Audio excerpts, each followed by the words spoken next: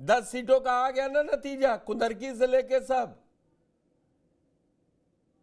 जी जी हमें तो थोड़ा देखिए वो अशोक सब जी ना, मुझे तो लेवल फील्ड दोनों की बराबर रखनी पड़ेगी। अगर मैं 24 की बात करूं तो राघवेंद्र जी कहेंगे आप उपचुनाव की बात क्यों नहीं कर रहे, और उपचुनाव में आप कहेंगे कि वो बेईमानी हो रही थी, तो फिर या आलोक जी क्या क्यों बेईमानी नहीं कर पाए आप कानपुर में? नसीम सोलंकी जीत गए मैनपुरी देखिए में। आलोक जी दोनों जगह देखिए, संबंध रखते हैं, इसीलिए कहा मैंने आलोक जी का नाम लिया। मैनपुरी के करहल में, नहीं मैनपुरी के पुष्कर रहने जी, वाले हैं और व्यवसाय कर रहे हैं अपना कानपुर में। मेरे पास है प्योर पाव भाजी का मसाला, प्योर पाव भाजी मसाला, पाव भाजी को टेस्टी बना डाला, सबका राजा आल प्योर मसाला।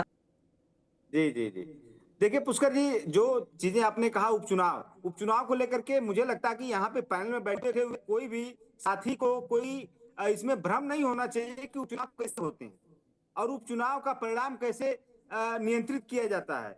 और अयोध्या का या कुंदरकी का जो भी वीडियो हमने चुनाव आयोग को प्रेषित किया, एक भी वीडियो पे चुनाव आयोग संज्ञान नहीं लिया। इसका क्या मतलब समझा जाए? एक दो वीडियो नहीं हमने प्रेषित किए थे, दर्जनों वीडियो प्रेषित किया सबूत के साथ, एक एफआईआर तक चुनाव आयोग नहीं कराया। उसके बाद भाजपा कहेगी कि नहीं, तो ये तो जनता के मतलब जनता ने हमें मैंडेट दिया। तो आप डिसाइड करिए, यू आर द बेस्ट जज कि रिजल्ट कैसा था वो। ये हमें लगता है कि हमारे भाजपा के साथी भी अगर मिरर के सामने खड़े हो जाएंगे तो देखेंगे तो कहेंगे अरे यार जीत हमारी ठीक नहीं है, लोकसभा के चुनाव में हमें बड़ी तो मेहनत करनी पड़ेगी। आपका इसी सारा, वजह से चलिए लगातार डैमेज कंट्रोल करने के मैं लिए। फिर राघवेंद्र जी के पास जाऊं। मतलब आपकी कहानी का सार ये है कि लखनऊ और दिल्ली लड़ रहा है, इसी में फायदा है, ना आप पास मुद्दे हैं ना कोई बड़ा अभियान है जो 27 में लोगों से कहे कि परेशान नहीं है, ना महंगाई है ना बेरोजगारी है। ये है कि क्योंकि ये डबल इंजन आपस में साथ नहीं चल पा रहा है, यही आप पास मुद्दा है। नहीं देखिए पुष्कर जी, मुद्दे तो हमारे पास एक दो नहीं दर्जनों मुद्दे हैं, लेकिन समस्या क्या होती है कि जब एक और एक 11 होते हैं और भाजपा भी लगातार यही कहती है कि डबल इंजन की सरकार हम जो है चला रहे हैं, इसलिए डबल विकास हो रहा है।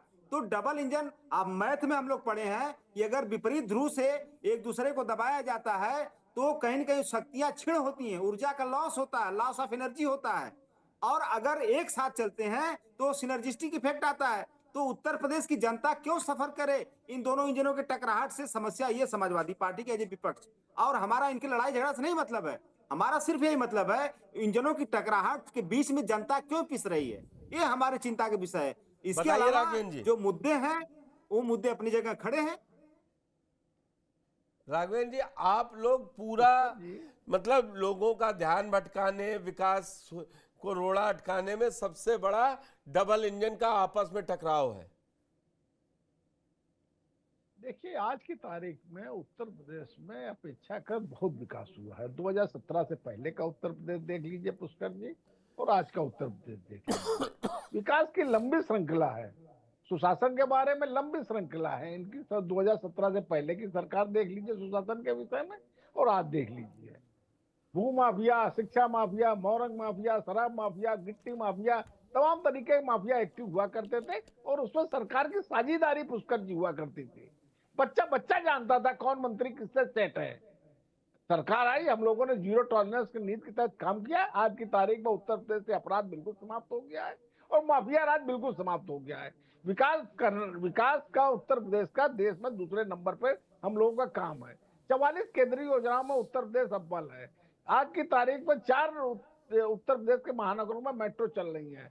आज की 17 एक्सप्रेस वे उत्तर प्रदेश में। लंबी बातें हैं। हम लोगों ने कि तमाम तरीके के लगभग 16-17 कॉरिडोर बना रहे हैं, हम लोग अस्पताल बना रहे हैं, हम लोग किसान सम्मान निधि दे रहे हैं। ये विषय एक चर्चा का विषय, लेकिन वास्तविकता ये है जो अखिलेश यादव ने जो ट्वीट किया हुआ है, अखिलेश यादव को ऐसा लगता है और वास्तविकता भी यही है, योगी आदित्यनाथ के नेतृत्व में अगर उत्तर प्रदेश का चुनाव होता है, अगला विधानसभा का या लोकसभा कोई भी, योगी आदित्यनाथ के सामने इनका धुआं उड़ जाएगा, ये कहीं पर भी नहीं टिकेंगे। इसलिए ये हर विषय को कहीं मजाक में, कहीं गंभीरता से, इस प्रकार से उनको कहने में इनका पूरा समय निकल जाता है और निकल रहा है। कि सामने से योगी आदित्यनाथ किसी तरीके से हट जाए, कोई अन्य चेहरा आ जाए, तो हमें लग रहा है उत्तर प्रदेश में हमें जीतने में थोड़ी आसानी रहेगी। वास्तविकता यही है, अखिलेश यादव योगी आदित्यनाथ जी की पर्सनालिटी के आगे कहीं पर भी कहीं कोई टिक नहीं रहे हैं। भाई इनको लंबा समय हो गया, लगभग विपक्ष की भूमिका में 10 साल हो गए हैं। क्या इनकी रूप रहा है, क्या रोल रहा है? अभी देखिए जो सदन में चर्चा हुई है वक्फ बोर्ड पे, कैसी चर्चा की है इन्होंने। क्या उत्तर प्रदेश के मुसलमानों क्या देखा नहीं होगा उन्होंने? ठगे नहीं अनुभव कर रहे होंगे? मुसलमान पूरा भर भर के इनको वोट देता है, चर्चा में क्या करते हैं? चर्चा में भारतीय जनता पार्टी के राष्ट्रीय अध्यक्ष को ज्ञान देते हैं। अरे भाई सकारात्मक चर्चा इनको करनी चाहिए। उत्तर प्रदेश के मुसलमानों का प्रतिनिधित्व कर रहे थे भाई, वक्फ बोर्ड के विषय में कोई बातें इन लोगों ने कुछ कही नहीं। भाई वास्तविकता ये आज की तारीख में सोशल मीडिया है, टीवी है, मोबाइल है, तमाम तरीके की व्यवस्थाएं जनता के बीच में है। जनता जो है हर चीज देख रही है। हमने अखिलेश यादव को उत्तर प्रदेश में विपक्ष की भूमिका का निर्वहन करने को दिया, वो कितने अच्छे तरीके से निर्वहन कर रहे हैं। हमने योगी आदित्यनाथ जी को उत्तर प्रदेश सरकार चलाने के लिए कहा, वो कैसी सरकार चला रहे हैं समय समय पर पता चलता रहा है। उपचुनाव हुए, उपचुनाव में देख लीजिए। मैं आता हूं आपसे आलोक जी के सवाल का भी जवाब लूंगा जो पूछ रहे थे। अशोक जी बड़ी सीधी बात कही है राघवेंद्र जी ने, बोले डर गए हैं आप सियासी लड़ाई में, योगी आदित्यनाथ जी का चेहरा हटे तभी आप ये छोटी हरकतें या छोटे ट्वीट और डिलीट और रिपीट जैसा लिख रहे हैं। नहीं देखिए पुष्कर जी जो जैसा ये बता रहे हैं कि माननीय योगी जी का पर्सनालिटी, चेहरा, व्यक्तित्व इतना बड़ा हो गया है कि उनके आगे सारे नेता बौने हो गए। मुझे लगता है कि थोड़ा सा विश्लेषण हो जाना चाहिए उनके व्यक्तित्व पर और कृतित्व पर, दोनों पर। और अगर उनके व्यक्तित्व और कृतित्व में ज्यादा नहीं, अगर उनके चुनाव आयोग में जो फाइल करते होंगे वो क्या फाइल करते होंगे, कम से कम 2-2.5 दर्जन वो संगीन मुकदमे तो जरूर दिखाते होंगे। भाई मंजूरी है, एफिडेविट के साथ दिखाते होंगे। ये मुकदमे कम से कम हमारे राष्ट्रीय अध्यक्ष जी के पास नहीं है। दूसरा, आपने जात का चर्चा कर दिया। इतना जातिवाद प्रदेश में कभी नहीं हुआ था और ठसक के साथ जातिवाद कर रहे हैं आप। एग्जाम्पल बताने की जरूरत नहीं है, फिर आप कहेंगे पुरानी बातें 69,000 फलाने ठिकाने, ये सब बताने की जरूरत नहीं है। तीसरी बात, आपने ऐसे शिक्षा माफिया को, अभी राघवेंद्र भाई तमाम तरह की माफिया बता रहे थे। शिक्षा माफिया योगी सरकार के अंदर सक्रिय, नदी माफिया योगी सरकार के अंदर सक्रिय, एक्सप्रेसवे माफिया योगी सरकार, वसूली माफिया, माने किस तरह का माफिया मैं बताऊं। नदी माफिया मां गंगा को लूट रहा है, शिक्षा माफिया प्रदेश के युवाओं का भविष्य लूट रहा है, एक्सप्रेसवे माफिया माननीय मोदी जी उद्घाटन करके जा रहे हैं बुंदेलखंड एक्सप्रेसवे का, और एक्सप्रेसवे माफिया की देन है 2 महीना अंदर एक्सप्रेसवे धंस गया। और दूसरा माफिया तो सरकार के अंदर खुद चल रहा, सक्रिय है। जो अभी अभिषेक प्रकाश IAS अधिकारी, एक छोटा सा मछली पकड़ी गई, छोटा सा, और वो मछली इसलिए नहीं पकड़ी गई कि वो 5% मांग रहे थे ना, वो मछली इसलिए पकड़ी गई है क्योंकि वो जो मॉडल है RSS भाजपा का करप्शन का जो मॉडल खांचा जो बना रखे हैं, उस खांचा से जाकर नया डेवलप कर रहे थे। तो किए ना, हमें अलग 11 IAS कहां सस्पेंड हुए बताइए भ्रष्टाचार के आरोप में।